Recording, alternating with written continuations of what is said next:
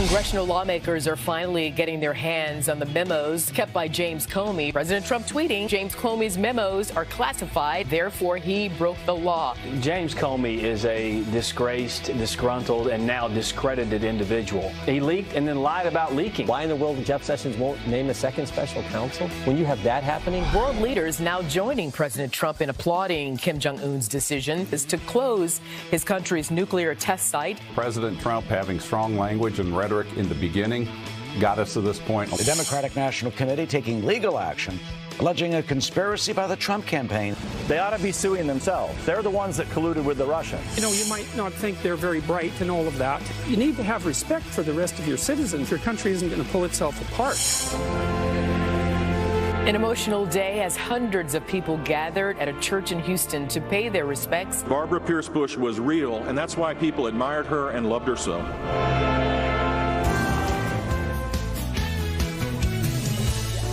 And I got a little excited because there was a guy behind me with the Blue Jays. And he works for the team or something. And he was ragging on the Yankees. I got really annoyed. And Aaron Judge came up and hit a moonshot. Turned around and started screaming at this guy. And I ripped the vocal cord or something. Well, you brought your medicine cabinet to our table. I got Ricola. I'm ready. But this a little bit of honey. This is a great show for Pete because I can talk less. He's going to talk less, yeah. And for our audience. A little shy. It's also a very important day. It's National Earth Day. Did you know that? Is it National Earth Day? No, Earth Day? It's not. Just Earth Day. I don't care about Earth Day. But First time you've ever heard of that? Well, happy Sunday morning to all of you. Earth Day. We are happy to be with you this morning. And there is always news to get to on the weekend. James Comey's memos are still the topic of conversation. President Trump was out tweeting about this yesterday, saying, look, I've been treated unfairly in this whole process. Here is what the president tweeted. He said, James Comey's memos, they are classified. I did not declassify them. They belong to our government. Therefore, he broke the law. Additionally, he totally made up many of the things he said I said, and he is already a proven liar and leaker. Where are memos on Clinton, Lynch, and others? To his point, he's saying, why am I getting treated differently than the others? If you were upset with Loretta Lynch, if you were upset with Hillary Clinton at one point, why didn't you write your personal diaries on them? It a matter or an investigation. Yep. There was no memo on that. No memo for any of the others. White House Deputy Press Secretary Hogan Gidley was on this channel last night, pointed out some important aspects of these Comey memos we want to bring to you. Listen to him.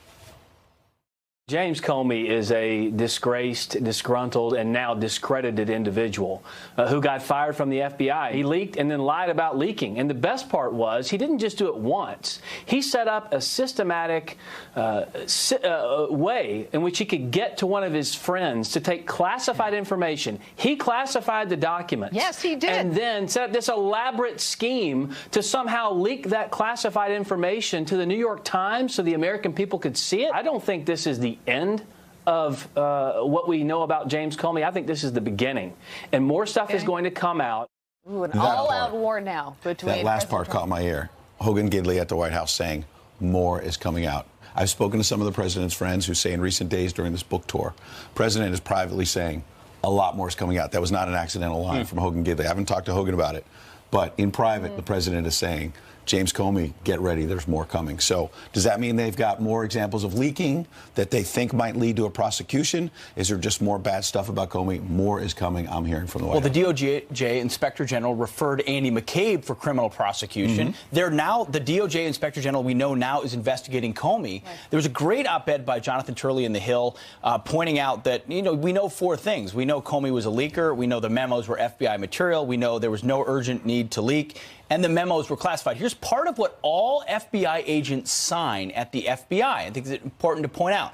All FBI agents sign a statement affirming that, quote, all information acquired by me in connection with my official duties with the FBI and all official material to which I have access remain the property of the United States of America, and that an agent will, quote, not reveal by any means any information or material from or related to FBI files, and this is key, or any other information acquired by virtue of my employment to any unauthorized recipient without prior official written authorization by the FBI. Tell me how, when you look at what Comey did, he didn't break the rules of what he swore an oath to. So for the DOJ Inspector General to now be looking into him it ain't just McCabe. It's probably going to be Comey next. Yeah. Wow. Well, I think the president is tired of James Comey having it his way and controlling that narrative. So that it may just be the beginning between these two. Right. As you said, more may still come. But a busy week ahead in Washington. You have President of France, Macron, with this big state dinner early this next week. Well, big stunner here. The president, he's decided not to invite Democrats or the media to the week's dinner with that president. There's an interview on Fox News Sunday with Chris Wallace and Macron, and I saw snippets of that interview, and it's very clear that these two have a very strong relationship, President Macron and President Trump. It's his link to Europe, really. Yeah, and they're obviously going to be talking about a number of important issues, North Korea, Iran being the Iran deal, probably one of the most important ones, but not a surprise, Pete, that the president's saying, Democrats, media, you're not invited. No, look, I have my thoughts on that before I do. No, Ed, you've covered this. Yeah. What is the normal protocol of who gets invited and why? Because this is the first state dinner for this president, but there have been many. Members of Congress in both parties, business leaders, and usually some members of the media. I'm not surprised the president's not inviting the media, and who cares? People are going to whine about it. Who cares? Yeah. But it's probably a mistake to not reach out to a couple of Democrats. There are some Republican senators going, have a couple of Democrats there. Show some bipartisanship. I think that's because they've shown so much bipartisanship to him. He can be the better man. I'm still looking for that unicorn, Ed. I'm still looking for that unicorn Democrat that supports this president. I'm keep being told that there's one out there. Why? What olive branch? But he's the president. When they're suing you to discredit the election that you won and you're duly elected, and then their handlers in the media do the same thing. That's the DNC. You've got some Democrats on the Foreign Relations Committee, Ben Cardin or somebody who does sometimes reach across the aisle. I think you make a good point. You're ultimately the president of the United States. It's your job. If the Democrats aren't going to do it, Republicans aren't going to do it. It's up to the president to bring people together. I think we should have a Republican party, a party with Republicans and the Republic of France. You know what I want Pete to do? I want him to live with the Democratic family for like 2 months and film it and come back and see. That would be a reality show. Your views would that would be good. My views would not change. Theirs would. What about Colin Kaepernick? Yeah, Colin Kaepernick. It has not. Although Colin Kaepernick was given an award. He was in Amsterdam, I believe, wins the Amnesty International Award. We'll let him, you know about him from this program and others, the kneeling protests he brought to the NFL. This is Colin Kaepernick on those anthem protests after being given this award. Listen. How can you stand for the national anthem of a nation that preaches and propagates freedom and justice for all, that is so unjust to so many of the people living there? How can you not be in a rage when you know that you are always at risk of death in the streets or enslavement in the prison system? How can you willingly be blind to the truth of systemic racialized injustice? My love for my people serves as the fuel that motivates me and fortifies me on my mission. It is the people's unbroken love for themselves that motivates me even when faced with dehumanizing norms of a system that can lead to the loss of one's life over simply being black. So we say that Colin Kaepernick is back because he hasn't been speaking out for the past while, and I think he's been out of a job. We don't know where he'll end up. Rumors that he may go with the Seahawks, but I want to read part of the speech where he talks about lawful lynchings. Here's what he says. He says, racialized oppression and dehumanization is woven into the very fabric of our nation the effects of which can be seen in the lawful lynching of black and brown people by the police and the mass incarceration of black and brown lives in the prison industrial complex. Some very strong words. The idea of lawful lynching by our law enforcement, to attack law enforcement continually, is where he really messes up. He can speak out. He has strong views, and this is America. He should be able to do that. But when he attacks law enforcement again and again, it's ridiculous. That's right. I mean, tell it to the cops who serve us every single day. Mistakes happen. The ones that have lost their lives recently for no reason at all. Of course, but to go on, again, I think the big problem here is you go to foreign soil, receive an award from a bunch of elitists, globalists who don't love America anyway, and then you go crap on America to them and give them all a reason to think this is a terrible place to live. If it's so terrible, why are you here? I mean, I'm glad you're here. Play football for the Seahawks if you want. You'll sit on the bench because you can't complete a 15-yard out.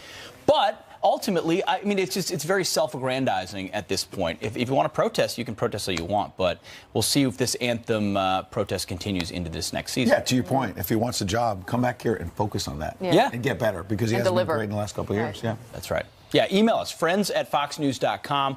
What do you think about the Amnesty International Awards Who should win it next year? No, that's not our question. Pete is back and is just getting fired up. I see Welcome back, Pete. Good to have you. It's great to be here, guys. All right, I do want to bring you some other headlines that we are following this morning. And, of course, yesterday, the emotional tribute to the life and the legacy of former First Lady Barbara Bush. The woman affectionately known as America's grandma is laid to rest at a Houston church where loved ones remembered her humor and passion for education. Strength and dignity are her clothing, and she laughs at the time to come. She was our teacher and role model on how to live a life of purpose and meaning. And a powerful moment as daughter Dorothy is seen consoling an emotional former President George H.W. Bush as he says goodbye to his wife of 73 years. Also in attendance, First Lady Melania Trump sitting next to the Clintons and the Obamas. What a day to remember it was yesterday. Yeah.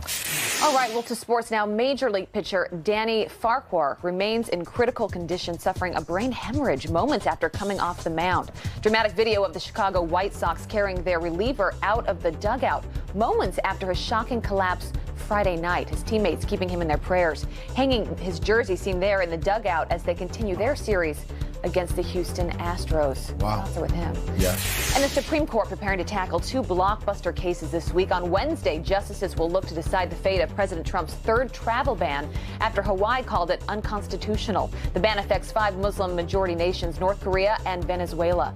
On Tuesday, the court will hear arguments in the fight to redraw Texas's congressional district map. The GOP-controlled legislature accused of using it to keep Republicans in office. Also this morning, Mitt Romney is heading for a primary runoff in Utah. The Republican candidate for president in 2012 failing to secure his party's nomination for this time around in the race for Orrin Hatch's soon-to-be-open Senate seat. He's going to face Utah State Rep Mike Kennedy in a June 26 primary after Kennedy emerged with a 50-49 advantage at the state's GOP convention. The very same event where Romney reportedly said he's not ready to endorse, remember that? Not ready to endorse President Trump for re-election. Well, despite receiving President Trump's full support for this race, we're going to talk more in depth about this one. We are. Next hour, so look forward to that one. Turns out the people get a vote. Can't just run back to the state and be like, I'm about Utah now. That's what conventions are for. That's what conventions are Welcome for. back, Pete. We might talk a little bit more about it. All right, well, we'll move on. The liberal professor under fire for celebrating Barbara Bush's death, now sparking more outrage. No woman asked 2 questions. Look at this. I'm so proud when people walk out of my talks. I'm just like... And somehow she still has a job. A student at Fresno State is here to weigh in just ahead. Plus, North Korea halting its nuclear program in a stunning reversal. But how much should we really trust Kim Jong-un? We're going to ask the author of Unauthorized Biography of Kim Jong-il. Don't want to miss that. That's right next. Kim Jong-un halting the country's missile testing and closing one of its nuclear sites ahead of his upcoming summit with President Trump. But our next guest says something is not adding up. Here to explain, Michael Malice, author, Dear Reader, the Unauthorized Biography of Kim Jong-il. Good morning. What do you make of these latest developments?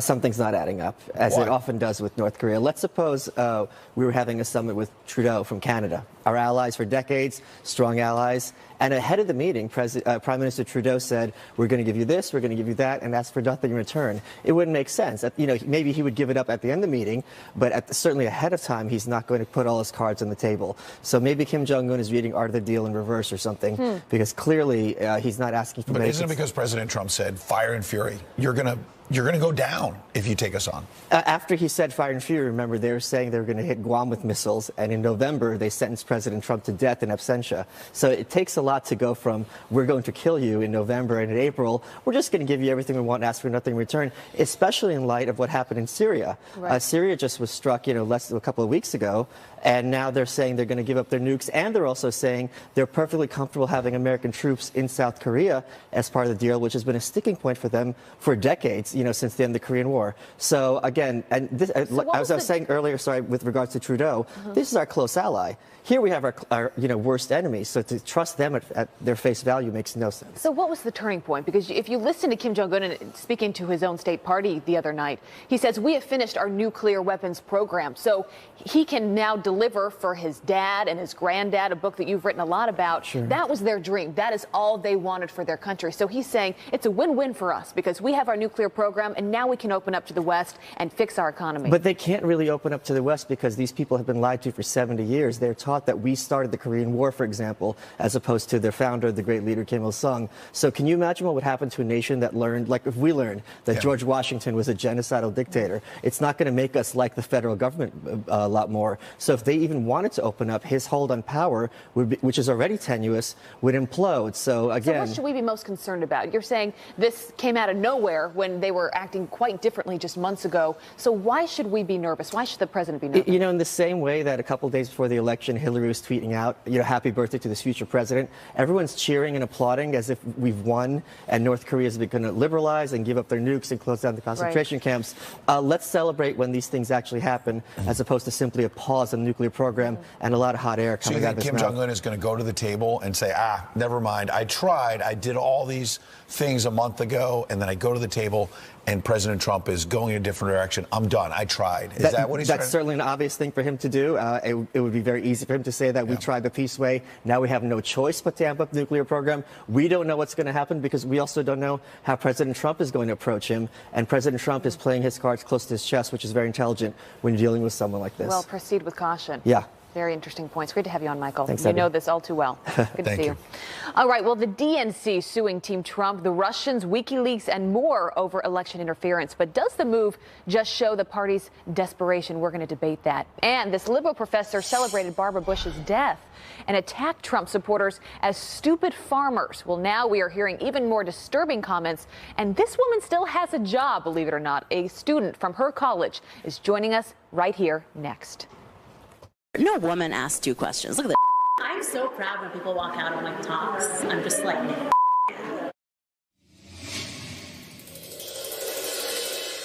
this recently. She said Fresno is one of those places where, like, a lot of the agriculture, a lot of food that America eats is grown there or around there, even though a lot of the farmers are now Trump supporters and just bleeping stupid. So between a tweet that mocks the death of a first lady, what she said in the clip you heard, and all Trump supporters are stupid, I mean, where does this mindset come from for this professor?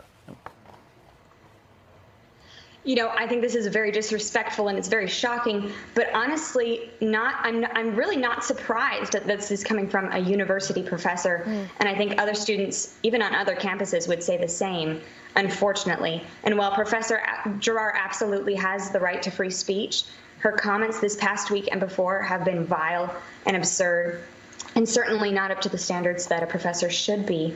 And as a professor, she's always teaching, whether she's in or out of the classroom, and she serves as a role model for the next generation. And while I disagree with her comments and I condemn her comments, she does have a right to free speech. So I do believe that firing her on the basis of, specifically on the basis of her comments this past week, would be a mistake. It would be a slippery slope for deciding what comments, who decides what comments are offensive enough to fire a public university employee. Yeah, you just think, though, what a terrible representative for that university. I want to read another one of Giroir's tweets. She says, "Sweetie, I work as a tenured professor. I make $100K a year doing that. I will never be fired. I will always have people wanting to hear what I have to say. Even you are one of them."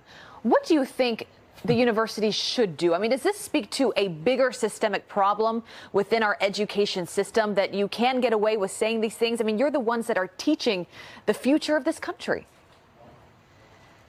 Absolutely. I think education upon what free speech entails and what respect for differing viewpoints is key for students, staff, and faculty. And her comments do reflect intolerance and hatred towards those she disagrees with.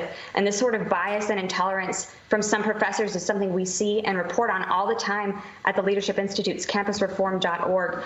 And I'm the president of a Students for Life chapter on campus, a pro-life organization. And last year, we actually filed a lawsuit against a professor, with ADF, against a professor who actually recruited students from his 8 a.m. class to erase messages, university-approved messages that we chalked on the sidewalks outside of the university. And what this professor did was actually censor student speech. And unfortunately, this professor and Professor Giroir are putting a very negative light upon our university. And this is very unfortunate for our campus and for other professors on our campus. What is your organization? But it's also something. What does your organization think should be done to punish her? Should there be a punishment? What does the pro-life organization think should be done to punish the professor that erased our messages? Do they think that, no, this professor here, do they think that anything should be done to send a message of who is representing that university? I think the key would be to educate upon what free speech entails and what respect would be for differing viewpoints. And I think that this is something that we see. You're educating us this morning because you're standing up and saying they're saying these vile things, but yet they have a right to free speech. Yet you know these leftists, including this professor, would shut you down and your speech rights at a moment's notice. How does that equation get squared? Because you're talking about real tolerance and real free speech, and they're saying certain speech is acceptable and certain speech is not. Absolutely. And I think you're absolutely right. If this is affecting her teaching within the classroom, then I think that certain disciplinary actions do need to be taking place, especially if this would be inciting any kind of violence against students or against any other group of individuals. But again, I think firing her on the basis of just her comments this past week on Barbara Bush would be a mistake, because it would be a slippery slope upon who deems what speech to be offensive enough to be firing her. You believe in actual intellectual liberty. Bernadette Tazy, campusreform.org. Thank you. Just imagine, Abby, if it would have been a conservative professor saying, Obama supporters are stupid. What would happen at the university? Yeah. Think about that double standard. Bernadette, thank you. Bernadette, good to have you on this morning. Thanks so much. Thank you. You got it. Well, coming up, these deputies ambushed while eating lunch in Florida. But this morning, you can give back to their families in a big way, and we'll explain that coming up. Then GQ magazine sparking some outrage for calling the Bible one of the most overrated books of all time. Seriously, that happened. A book that Hillary Clinton, then candidate Hillary Clinton, may have had a kind of a thing for Ed Henry. No way. Yes. I've heard about this, but I haven't been, I've been waiting for Hold on. So this is a book by a New York Times reporter. We're not here to talk about the book, but we're here to talk about this quote. Listen to this quote on Hillary Clinton on Ed Henry. It's a quote. Despite aggressively questioning Clinton about her emails, because he's a good journalist, Ed Henry became a favorite. Quote, she would regularly look past her almost entirely female press corps to call on the Fox News correspondent with his cherub cheeks and his poochy pocket square. Oh, man. I had heard this quote, but now I'm really embarrassed. Cheeks. You have kept this secret the whole time. I know. I didn't know you two had that bond. I was worried that Pete would really tease me if he knew how much Hillary and I like each other. Well, she loves you. She loves me. And really, there was some reciprocity there. And is this Poochie?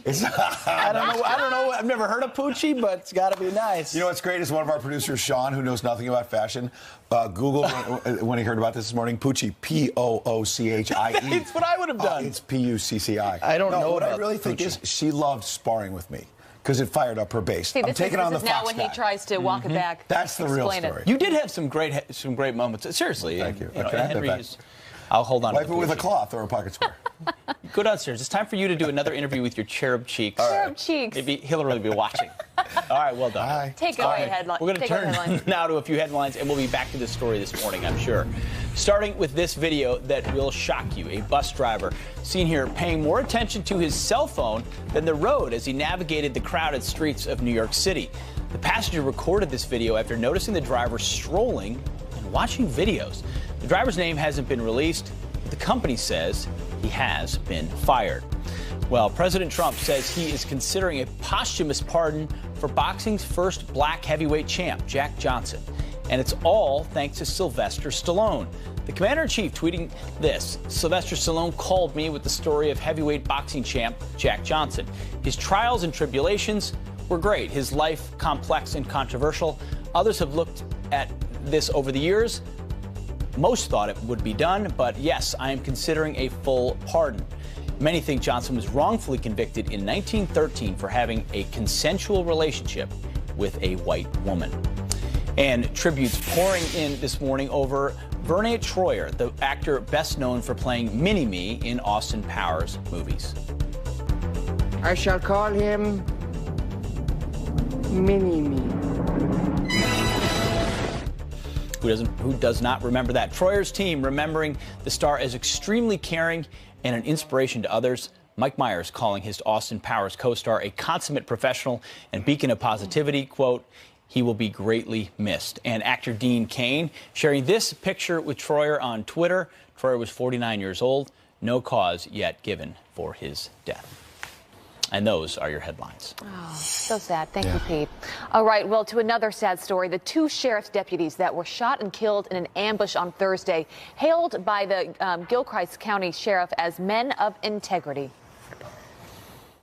I know Noel and Taylor personally. We talk about men of character, men of integrity, men of loyalty, men that want to do the right thing. I couldn't say enough good things about those two individuals to even do them a little bit of justice. Well, the Tunnel to Towers Foundation, based here in New York, now announcing a campaign to raise money for the families of those fallen deputies. Here with more, Chairman and CEO of the Stephen Siller Tunnel to Towers Foundation, Frank Siller. Always good to have you on. And good morning. Whenever you join us, it is for a good cause. When you saw what happened, why were you so motivated to help? Well, I tell you, it really was like a flashback to December 2014. If you remember here in New York City when Detectives Lou and Ramos were just sitting in their cars, and somebody came up from Maryland and just shot them because they were cops. And here they are, two deputies having an early dinner, and somebody comes into a Chinese restaurant and just kills them. And you know, there's been a false narrative out there for so many years about police officers all across the country, and it almost gives a license to some of these sick individuals to go do these type of things. When they happen and they leave young families behind, we want to be the foundation to make sure the Tunnel to Towers Foundation raises the money to take care of those families that young families are left behind and take care of the mortgages. I spoke to that sheriff yesterday here on the show, and he talked about good coming from tragedy. And I said, well, Frank Siller wants to bring some good. I mentioned this. So what do you want to do for these families? Well, first and foremost, we know that Officer Ramirez had two kids, a 5-year-old and a daughter that was just going to be turning 3 in May. We want to make sure that we pay off his mortgage. We understand he has a mortgage, and that's what we do. We just did it here with Fox and Friends, with the Raguso family and the Briggs family, the helicopter. They were a New York Fire Department, and they lost their lives in Iraq, as I remember. Correct. They went down in a helicopter in western Iraq, and they're the ones that had young families left behind. And we're about taking care of the young families left behind. My brother, a New York City firefighter, died 9/11, had 5 beautiful kids that were left behind. Your family's incredible. You look at the stats, though, Frank. Just this past year, only in month April, 22 officers have been killed by non-accidental gunfire. That's more than half from all of last year combined. And as I said, we're only a few months into this year. What is going on, and what is your message overall about our officers? They're the best. They're the finest. They protect our communities. They protect our lives. And for somebody, you know, it just irks me to listen to people that go out there and preach this narrative where you had a segment on earlier today with Colin Kaepernick. I'm watching it and I'm saying, what is this guy talking about? Our police officers are the greatest and put their lives on for us, on the line for us every single day. But when they die in the line of duty, we want to take the high road. We want to make sure that we're there for those families. Well said. Real quick, tell us where people can help. TunnelToTowers.org. My brother died 9/11, ran through the tunnel to the towers. TunnelToTowers.org. 100% of what you donate will go to these families. We love it. All right, we'll make sure to have it on our website as well. Frank, thank you so much for all that you do and for being with us. Thank you. God bless. Thank you. All right, well, according to the Democrats, if you cannot beat the Trump administration, you sue them. We know that this administration is Putin's poodle, and so they're not going to do anything. So we will continue to act. We're going to punch back, and that's what this lawsuit is about. What is it really all about? Is it a move of desperation? We are going to debate that next. Plus, Ohio Congressman Jim Jordan, Katie Pavlich, Sarah Carter, and Kellyanne Conway all here this morning. We've got a big 3 hours still to go.